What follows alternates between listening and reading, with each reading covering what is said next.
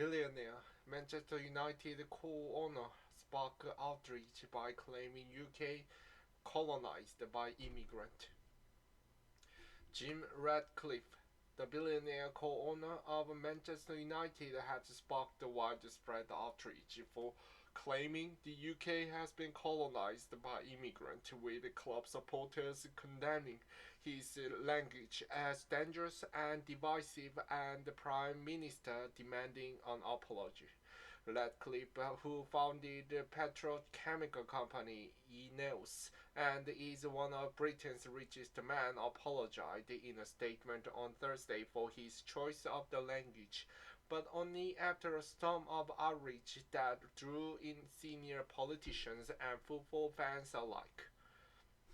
I don't think the British economy is in a good place, Radcliffe told Sky News on Wednesday.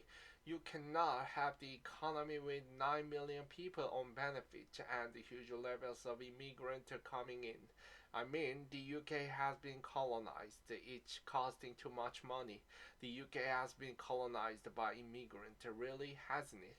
He cited incorrect population figures, claiming the UK's population has risen from 58 million in 2020 to 70 million people today. In reality, the UK's population has increased from 67 million in 2020 to 69.5 million people, according to estimates by the Office for National Statistics. Radcliffe's remark prompted widespread criticism, including from British Prime Minister Keir Starmer, who called on him to apologize, saying his comments were offensive and wrong, and that Britain is a proud, tolerant, and diverse country. The Football Association, English soccer's governing body, will examine whether his comment brought the game into disrepute, according to PA. Radcliffe said he was sorry that his choice of language had offended people, and added that it is important to raise the issue of controlled and well managed immigration that supports economic growth. CNN has contacted Ineos for comment. Radcliffe, who is the seventh richest man in Britain with a net worth of around 17 billion pound, $27 billion, according to the Sunday Times Rich List, moved to tax-free Monaco in 2020. In December 2025, his company Ineos accepted the support package from the British government worth over £120 million to prevent its chemical plant in Glenmouth, Scotland, from closing, with the loss of 500 jobs. Ineos also invested £150 million into the site. Successive British government has pledged to reduce immigration, which, like in other Western countries, has become a political flashpoint. Net migration to the UK reached record levels in 2022, swelled by the war in Ukraine and the post-pandemic lifting of travel restrictions, but has since dropped off sharply.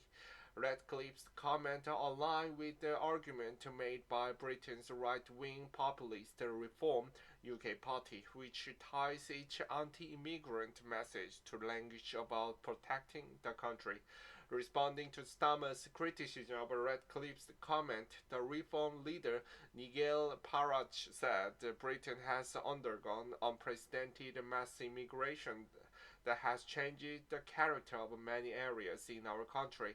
But his choice of words was condemned by Manchester Mayor Andy Burnham as inaccurate, insulting, and inflammatory. Footballers who have arrived from all over the world to play in Greater Manchester have enhanced the life of our city region, as have the many people working in Greater Manchester's NHS and other essential services and industries, added Burnham, who represent Britain's ruling Labour Party. Manchester United boasts an enormous global fan base, and supporter groups expressed anger over Radcliffe's comment. The Manchester United supporters trust that the club belongs to all of its supporters.